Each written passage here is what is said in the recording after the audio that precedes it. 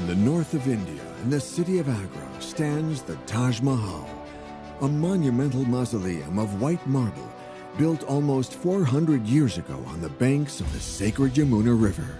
I don't think a building like this will ever be created again. The dome of this mythical building towers 73 meters, marking the heart of a vast architectural complex stretching 177,000 square meters. It absolutely grand in scale. So the Taj can really be seen from the moon or from 2 centimeters away, and it's perfect.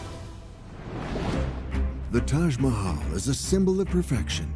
The Mughal Emperor Shah Jahan ordered it built in the 17th century as a monument of love, in memory of his wife Mumtaz Mahal. Today, it is one of the 10 most visited monuments in the world, with nearly 7 million visitors each year. The extraordinary mausoleum took builders just 18 years to complete and is considered one of the 7 wonders of the modern world. It is a masterpiece of architecture, and I think it was built as a masterpiece. But it's also one of the most mysterious, with many secrets still to be revealed. What most people don't realize is that it is not a building built in marble. By scanning the mausoleum from the satellite scale to the molecular scale, engineers can explore this monumental structure as never before. We can reach magnification levels of 15 to 50,000. The enormity of scale from the micro to the macro, from the minuscule to the urban, is really something that makes the Taj absolutely unique. New aerial imagery exposes the genius of the architects and the secrets of its incredible layout. The Taj Mahal looks perfect, but in fact it's imperfect, a little bit like the Parthenon in Athens. It gives visitors the impression of perfection when it's not. How did builders complete this colossal construction in under 20 years, when it took creators of the Notre Dame Cathedral more than a century? People do not realize that such a complex piece of construction can be executed in a short time. What construction techniques, invisible to the naked eye, are hidden deep within the structure? I have the mortar sample that I'll insert into the scanning electron microscope in order to identify the minerals that are present in the mortar. How did builders manage to construct a monument of this magnitude on the unstable banks of a river, even though the mausoleum alone weighs 25,000 tons? The building managed to survive all kinds of floods, earthquakes, and heavy rains.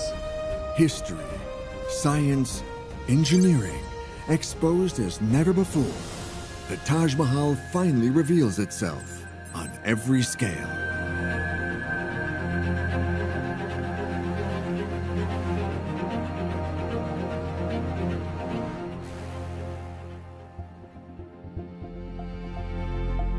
The Taj Mahal was built nearly 400 years ago at the heart of the city of Agra, the former capital of the Mughal Empire. The marble mausoleum is octagonal in shape, stretching 58 meters on each side and soaring 73 meters tall, sitting on a base almost 100 meters long. Taj Mahal, in many ways, is hyper-real. While we are in this reality, we are experiencing something that is completely out of this world. I don't think a building like this will ever be created again.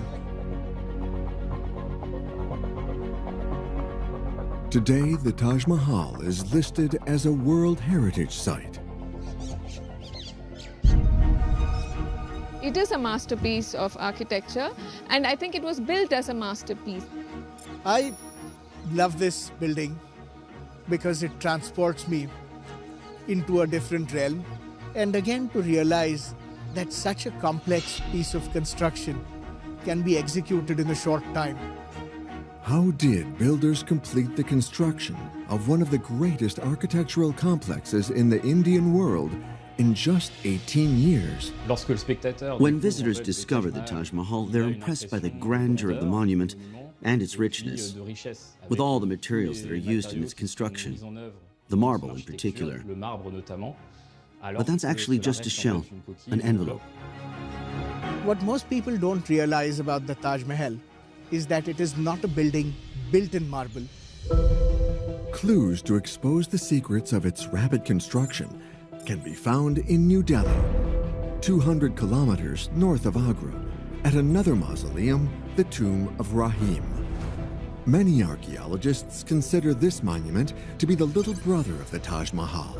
It was built 50 years earlier. Over time, the monument has been plundered, stripped of its most precious materials. It offers scientists a unique opportunity to explore construction techniques that builders of the Taj Mahal also used. Examining the structure at a macroscopic scale shows the original marble casing conceals other materials.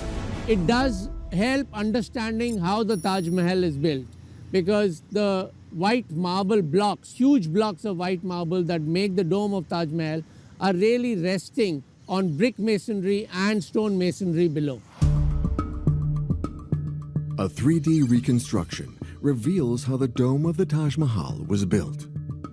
Historically, this is how the Taj Mahal and all of these monuments were built, where imported expensive stone such as marble and red sandstone was only the top 8 to 10 inches, and the interior was built of local stone, random rubble masonry.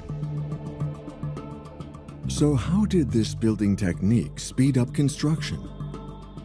The speed of the construction of the Taj Mahal can be explained by the materials utilized by the many builders who worked on this site. About 20,000 workers, according to the chronicles of the time. Scientists think that the use of brick as a framework offered builders a major advantage. Brick is also a material that's made locally, so you have complete control over it right from its conception, as opposed to sandstone, where you might have to quarry a lot before you get the perfect bits. And most importantly, brick can be manufactured a lot more locally than sandstone or marble, which has to be brought in from a large distance away. Brick manufacture doesn't require complex logistics. Today, very close to the Taj Mahal, the principles of production are almost identical. The clay, design techniques, and firing are all similar to those used by 17th century builders. First, we dig the earth. Then we add salt and water. To make the bricks, we put sand in the mold, then we put clay in the mold, and then the brick starts to come out. The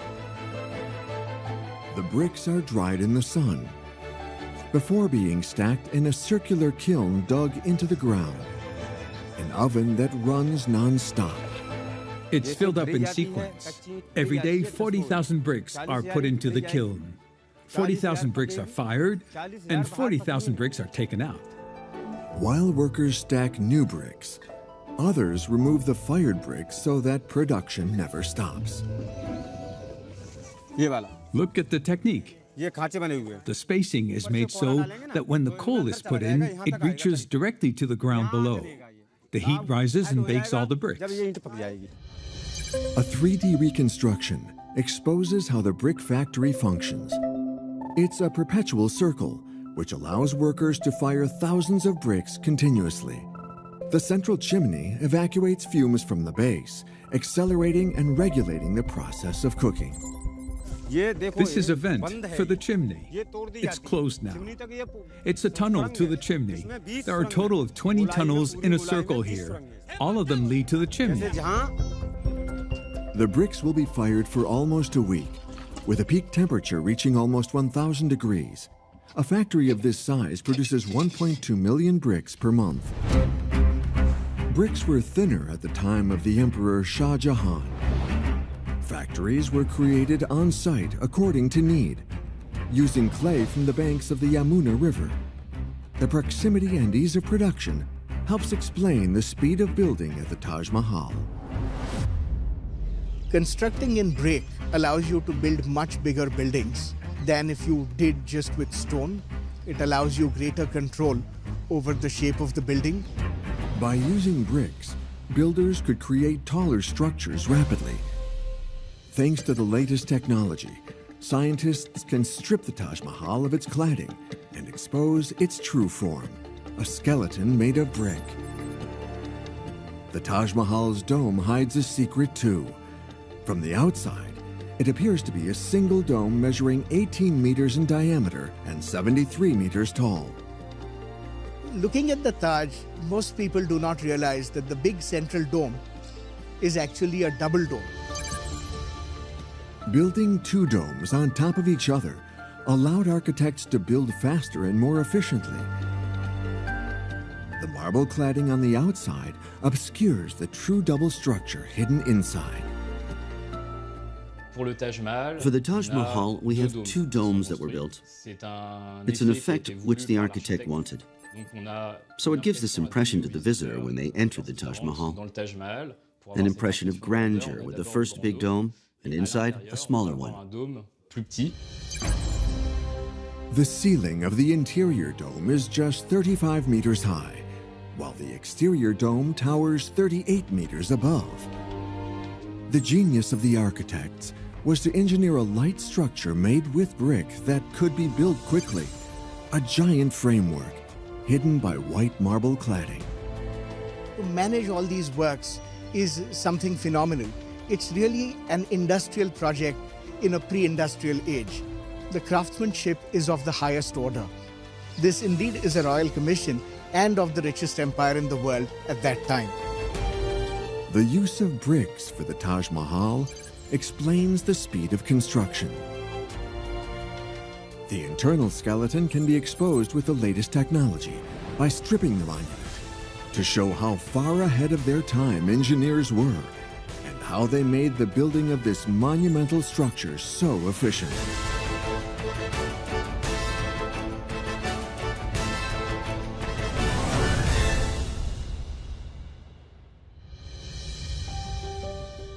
The Taj Mahal is an architectural masterpiece. Built 400 years ago on the outskirts of the former capital of the Mughal Empire, Agra, on the banks of the sacred Yamuna River. A funerary mausoleum built by the Emperor Shah Jahan in memory of his late wife, Mumtaz Mahal. But why did the emperor choose to build the mausoleum on this site, on soft ground that would make the construction more challenging? Examining the site on the satellite scale reveals the secret of its location. M.B. Rajani is an archaeologist who analyzes geospatial data.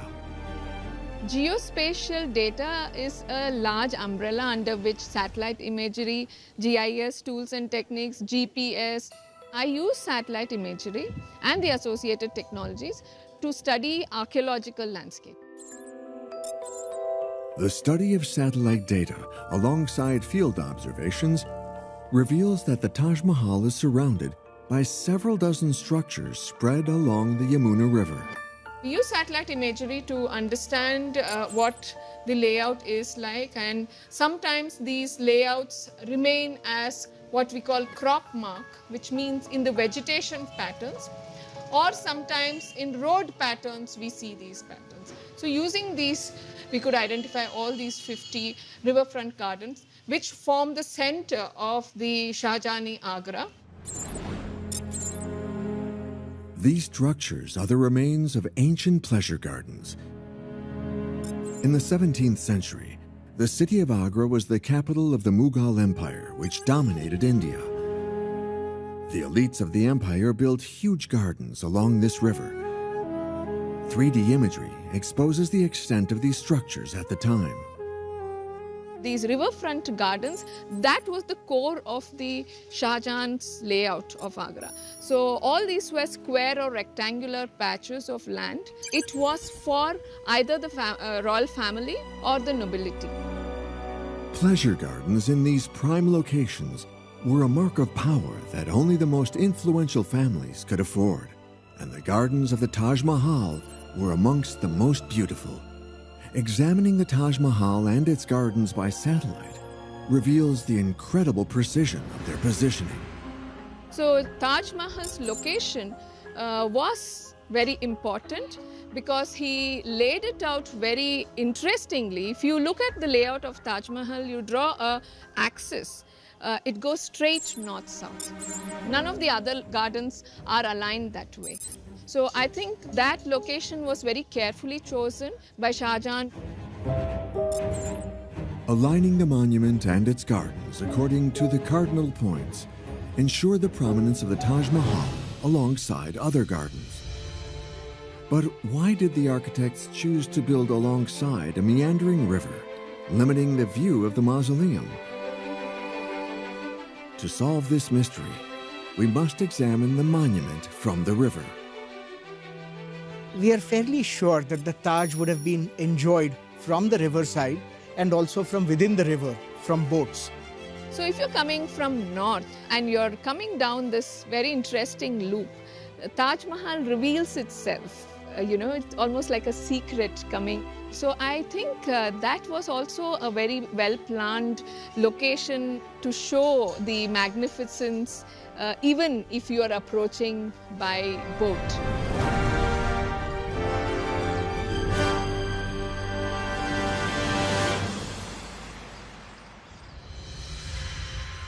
The Taj Mahal is part of a series of gardens reserved for the elite of the country at the time of Shah Jahan. One of them in particular intrigues researchers and is the subject of legend. Analyzing satellite images exposes an enclosure of the same size as the Taj Mahal, located directly opposite on the other side of the river. What intrigues researchers is that this structure has exactly the same proportions as the enclosure of the Taj Mahal. There is a myth that a similar building was meant to be constructed on the other bank of the river in black marble. Legend has it that the emperor planned to build his own mausoleum in front of the Taj Mahal, but researchers refute this idea. There is no evidence of this black Taj. And also there is not much evidence, I think, in the remains over there that it was any time planned. With no scientific evidence to support the existence of a black Taj Mahal, what is the function of the enclosure? Now, thanks to geospatial data, archaeologists have a new interpretation. We know that there is a garden bang opposite the Taj Mahal, and the Taj certainly was meant to be enjoyed from across the river, visually.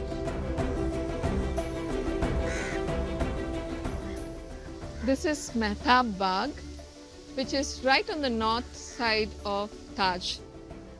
As you can see, Taj is there and we are on this side and we have the river in between. So it's right on the opposite of Taj. And the layout of Mehtab Bagh is a mirror image of Taj's layout. Archaeologists have found traces of a platform that might have formed the base of a pleasure pavilion.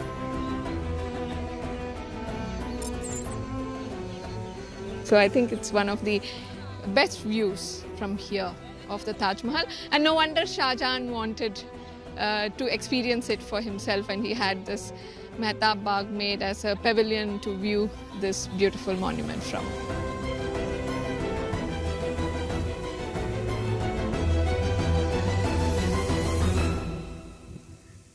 Archaeologists think the enclosure opposite the Taj Mahal was an integral part of the monument's layout, exposing the vision of the architects.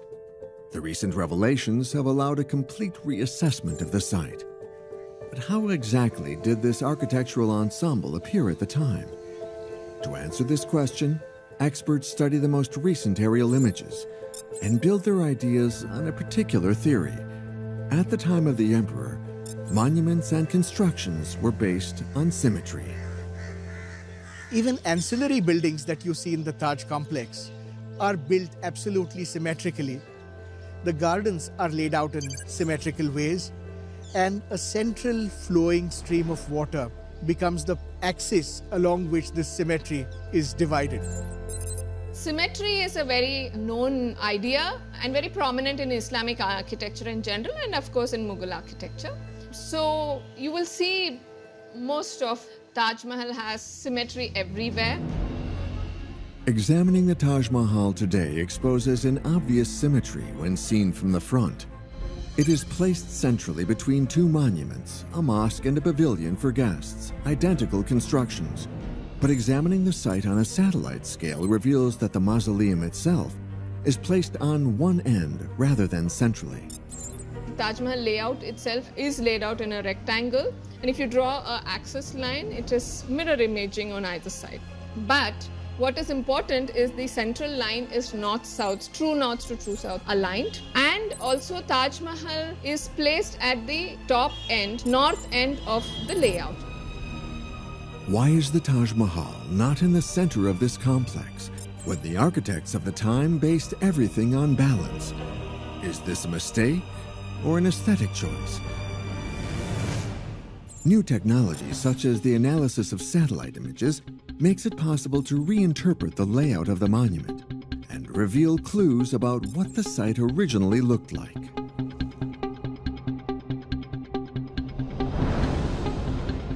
Today, numerous constructions surround the site, obscuring any remnants of the past. A location where people continue to live gets built over, gets reused and redone.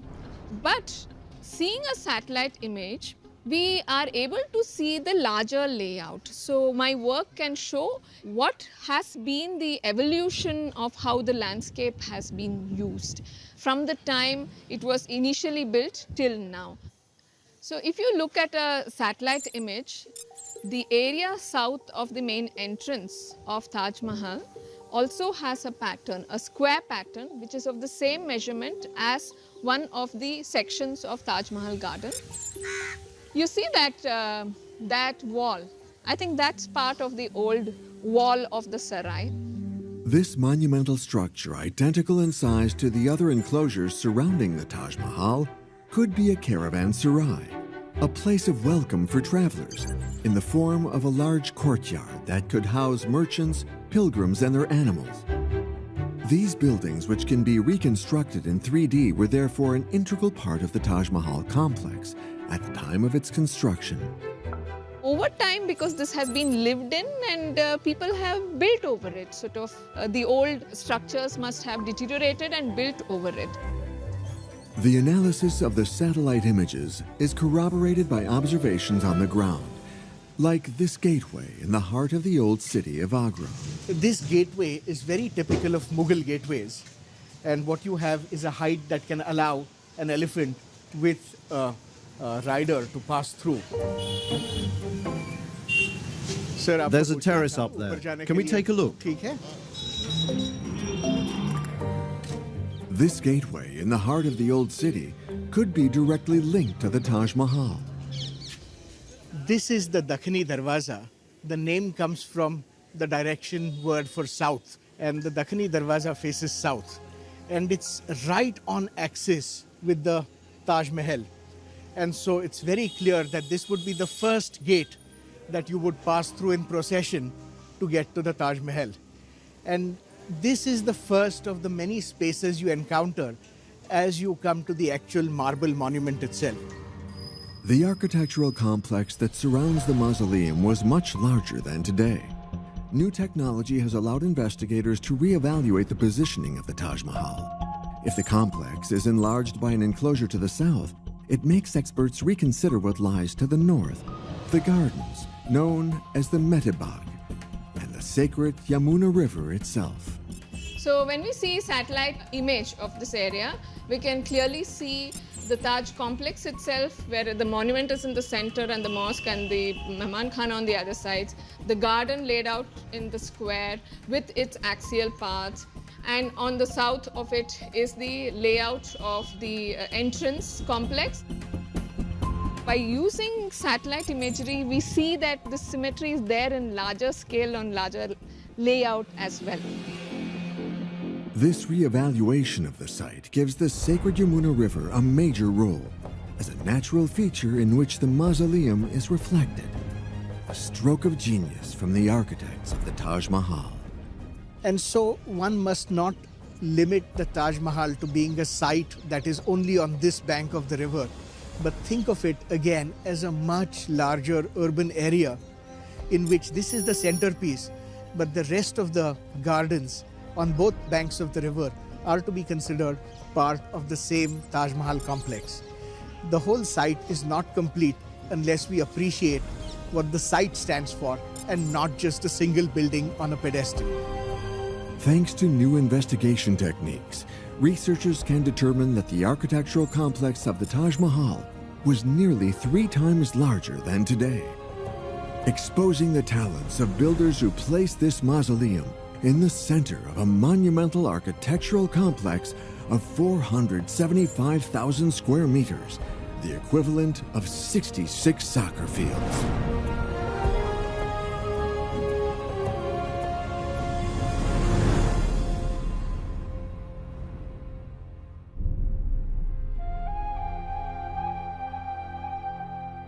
In the heart of India rises the Taj Mahal, a monumental mausoleum whose dome soars 73 meters high, overlooking the sacred Yamuna River. How could a monument of this size be built on the shifting banks of one of the largest rivers in India? Building the Taj Mahal was incredibly difficult because of the terrain in which it is located. The builders had 2 major challenges to take into account when constructing the Taj Mahal. The first was the weight of the building, since the ground supporting it had to withstand about 25 tons of pressure per square meter, which is enormous. Then its location next to the Yamuna River, which is known to have strong sedimentation resulting in extensive erosion. Scientists have analyzed the subsoil of the Taj Mahal and discovered a mixture of clay and silty deposits, extremely loose particles, unsuitable for supporting a 25,000-ton monument. You cannot build a building like this on soft soil unless you have very firm foundations. You have to create some kind of solid base. So how is the monumental structure of the Taj Mahal supported? The foundations are inaccessible to investigators, buried several meters deep under the building. But clues can be found by examining soils by georadar and analyzing materials with a scanning electron microscope. Scientists want to understand how builders managed to construct the monument at this site. We want to obtain accurate maps of what we would be likely to find during archaeological excavations, but without having to dig. The geophysical investigations allow us to see elements at depth and produce a detailed map of the subsoil. Scientists have used georadar to discover a layer of hard soil located at about 19 meters in depth. A sandstone layer several meters thick on which the foundations of the mausoleum rest. But how did the Mughal architects create foundations strong enough to support a 25,000-ton structure? To understand, investigators examine the banks of the Yamuna River a few kilometers south of the site. Pushkar Sahoni is a specialist in Indo-Islamic architecture. What appear to be wells are actually the piles that hold up this retaining wall against the massive river of the Yamuna. And piles like this were made inside the riverbed. Here is an example of this kind of pile. What you have here, I'm standing in the center of a masonry well that is completely filled in with rubble and mortar. And this creates a pile inside the sandy banks of the river. And so it can support a big weight, not just of me, but 1 million of me, which would maybe make up the weight of the Taj Mahal. 3D reconstructions expose the principle of the foundation well. Engineers designed brick wells, stretching all the way to the harder ground below. They dug directly into the clay soils, searching for the hard ground to create a footing. Then they inserted a vertical wooden piling and filled in around it with material. Stonemasons used mortar to waterproof the tanks. But how did they produce a waterproof mortar when artificial cement would not be invented until 2 centuries later? The lime used in traditional mortars of the time wasn't enough to make it waterproof. The mortar used for the construction of the Taj Mahal is a lime mortar. But for the construction of the wells, they used a mortar that allowed a better resistance to water and erosion. They added elements that made the mortar impermeable. So what is the secret of this water-resistant mortar? Now studying the mortar at a microscopic scale exposes clues. So here I have the mortar sample in powder form that I will insert into the scanning electron microscope in order to identify all the minerals that are present in the mortar. The electron microscope bombards the material that will be studied with electrons. First, the mortar is placed in a vacuum chamber. It's like going on a spacewalk. Astronauts can't be sent directly into space. They have to go through a decompression chamber. As the electrons transmit through the sample, a very high-resolution image of the material's surface structure is revealed. So, here we start to see the mortar and the minerals it's made of. We can achieve a magnification of between 10,000 and 50,000, compared to optical microscopes, which reach a magnification of just 1,500. The microscopic study reveals that this mortar is not only made of minerals. We can see that the mortar is also made up of small grains, whose appearance is reminiscent of the morphology of plants.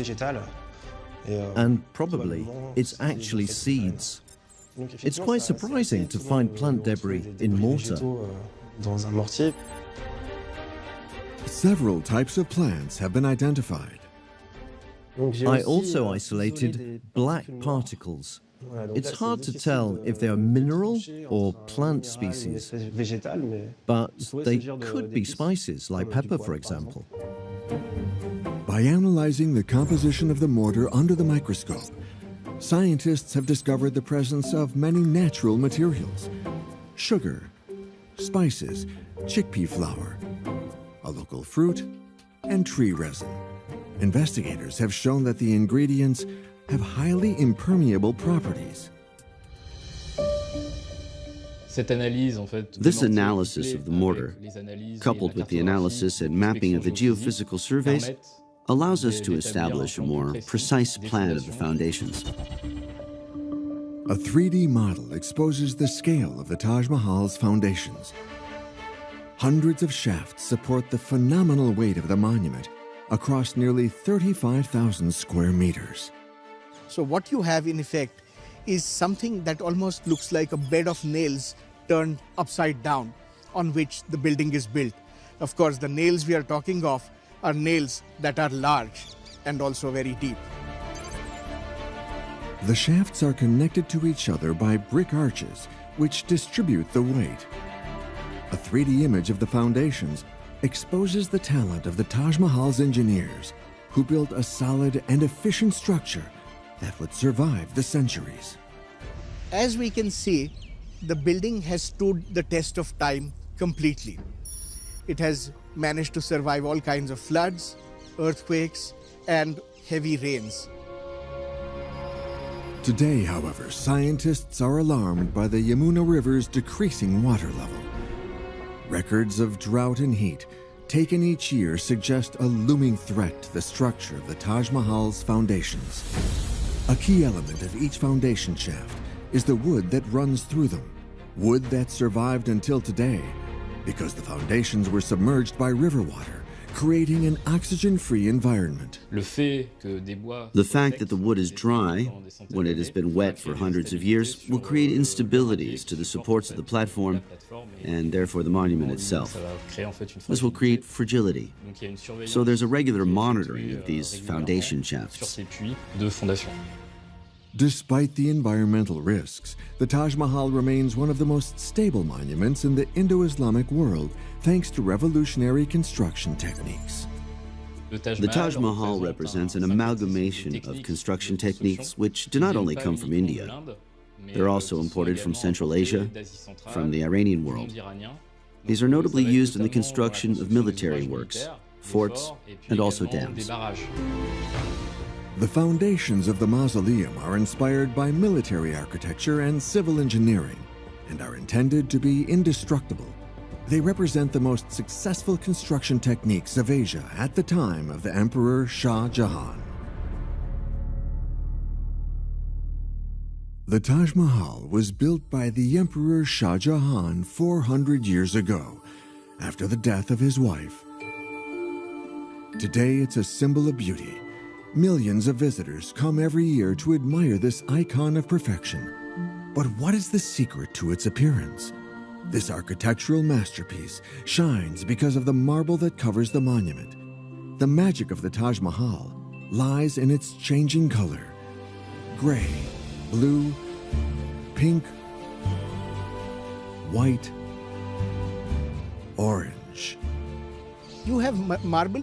It has grain that is slightly gray and black, and it lends itself to very pleasing changing surfaces. It interacts with the atmosphere, it interacts with the weather, and looks different in different kinds of light in different seasons. This transforming color palette is due to the specific marble chosen by architects to cover the Taj Mahal. It's a unique stone. Examining samples under the microscope reveals that it's composed of dolomite, a mineral more resistant than limestone, but with other similar properties, especially its exceptional capacity to reflect the light. This marble comes from the Makrana mines, 400 kilometers from the Taj Mahal. Examining the area on a satellite scale exposes deep gashes that pierce the ground surface. At the foot of the Aravalli mountain range, there are more than 400 quarries that still extract Makrana marble. The mine is spread over 20 kilometers. Now we have reached 90 meters deep. It will never run out. There will always be marble. There have been surveys up to 300 meters deep. This rock was formed nearly 400 million years ago by a rise in temperature and pressure deep within the earth. Impurities in the minerals create its unique color and its marbling, features which make Makrana marble unique. This marble came out of the mine and weighs 5 tons. It will be brought to the factory by truck, and then it will be cut. When the Taj Mahal was built, Makrana marble from these mines was cut into slabs by stonemasons before being transported to the building site. The brilliance of the stone would become the defining feature of the monument. However, a few years ago, scientists realized that the marble was losing its shine and becoming yellow. There was an enormous problem with deposits of several hundred years that had accumulated on the marble, and these had to be removed because they were giving the Taj Mahal a permanent yellow tinge. So how do you restore the splendor and shine of marble? Engineers in charge of cleaning the monument found a solution that was inspired by ancient techniques, avoiding the irreversible damage caused by many modern chemical substances. And this was done using a variety of treatments, mostly reversible and natural treatments, such as using multani mitti or fuller's earth as a poultice on the surfaces, which would absorb all the contaminants. This cleaning technique sometimes appears to be more like a beauty treatment than a maintenance procedure. The cleaning processes that have been used on the Taj have involved multani mitti, which is used commonly as a face pack. And the same is happening with the Taj, where multani mitti has been used to cover the face of this beautiful maiden, and then it's been removed to make it glow again timelessly.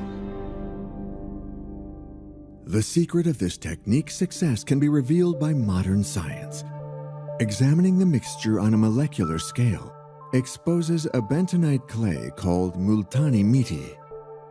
This volcanic clay is composed of potassium, sodium, calcium, and aluminum, molecules with the property of absorbing toxins from the rock to restore its purity.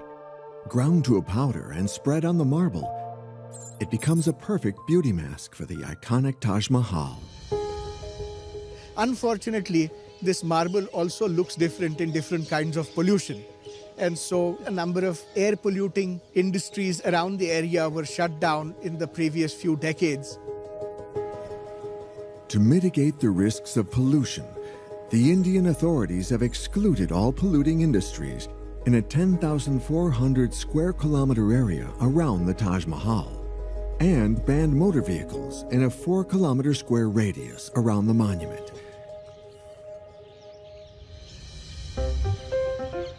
Today, the Taj Mahal shines as if it's new, impressing the millions of visitors who come to marvel at its perfection each year. But does the Taj Mahal really achieve true perfection? And how can perfection be evaluated? The monument appears to be perfectly balanced and symmetrical. It stretches 60 meters on each side, and its dome towers 73 meters high. The Taj dome is a central attraction. When you see the monument, the dome is so huge and so beautiful, it almost looks like a balloon that is going to lift the rest of the monument up.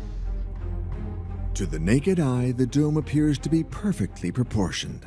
It was a colleague of mine who said the dome is not symmetric. I found it very strange to believe this. So in order to check that, we took the center of the drum and the center of the finial, and we drew a central line, and we took equidistant intervals, and we measured the right side and measured the left. So here the drum is equal, but as you see, one side of the curve bulges more than the left side of the curve. So the largest bulge is about 62 centimeters. The 62 centimeter difference between the two curves of the dome is a notable difference in terms of construction, even if it's not obvious visually.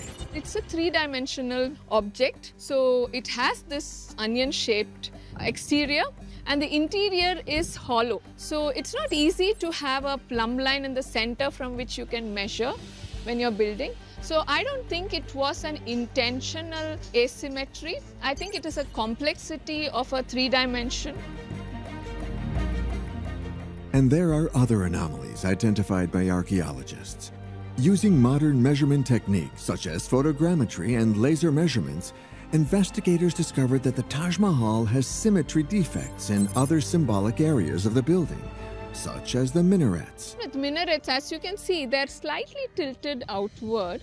I don't think it is imperfection or a mistake. I think that is a deliberate kind of tilt, because in case there was an earthquake and the minaret had to fall off, if it was straight, it is quite likely it will fall on the monument and damage the monument. So I wouldn't call it imperfect, but it is a part of the design.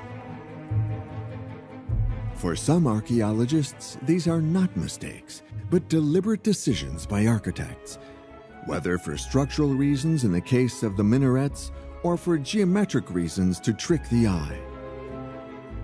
It's a perspective to give visitors an impression of geometry and perfection, even when it's not the case. From the start, we have a construction with elements deliberately misdirected to give the viewer that sense of geometric perfection. Even the imperfections of the Taj Mahal, whether intentional or not, serve the splendor of the monument and reveal the harmony that its architects aimed for. If you say perfection is by precise measurement, then you can find flaws. So I think perfection in itself has both subjective and objective connotations. So however it is, I think it's a very beautiful and breathtaking monument, no doubt, whether you call it perfect or imperfect.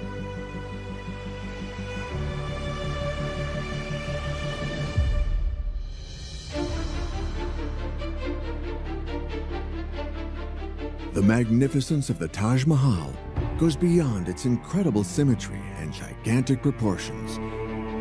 The walls of the facade and the interior of the mausoleum are decorated with thousands of floral patterns. But how could the monument's builders have created such intricate and colorful detail in marble, a particularly hard rock? Analyzing the patterns in detail reveals that they are formed from stones inlaid into marble. It's a technique still used today by the descendants of the craftsmen who worked on the Taj Mahal 400 years ago. We're currently placing the mortar to inlay the gemstones. The technique is called pietratura, the inlay of precious stones. Here, they cut the stones. The design of the flower is made here. Some of the colorful gems used in the Taj Mahal aren't found in India. A recent study by the Gemological Institute of America has discovered the exact provenance of each of the stones in the Taj Mahal, revealing that the stones were sourced from all over the world. The Taj Mahal was planned as one of the symbolic monuments of the empire of Shah Jahan, and that was reinforced by using precious stones sourced from all over the empire. So there are garnets that come directly from India, lapis lazuli from Afghanistan, carnelian from outside the empire, from the Iranian and Iraqi world. Other stones came from even further away. Emeralds mined in the Americas arrived by boat. Amber from Europe was transported over land. Diamonds came from Africa. Lapis lazuli from Iran. Stones from far beyond the Mughal Empire. The fact that the Mughal Empire was an agricultural and also a military power allowed the development of a whole network of roads throughout the empire. And these roads also served to supply materials to the great capitals of this period under Shah Jahan. By choosing precious stones from all over the planet, builders wanted to symbolically place the Taj Mahal at the center of the world. Researchers today are still impressed by the sheer magnitude of the detailed stonework carried out at the Taj Mahal. The use of these different materials, these precious stones, is exceptional for this period because we don't usually find that same richness, the use of all these precious stones in a single monument. The inlay of the Taj is exquisite because while it is something that has to be done precisely on a small scale, it covers entire surfaces. And just sourcing these stones of different colors from various places in the empire and indeed across the world itself was an extraordinary feat. The quality of stonework required exceptional craftsmanship and skill. Another sign that this monumental mausoleum was as much a show of power for the Emperor Shah Jahan as the creation of a masterpiece close to perfection.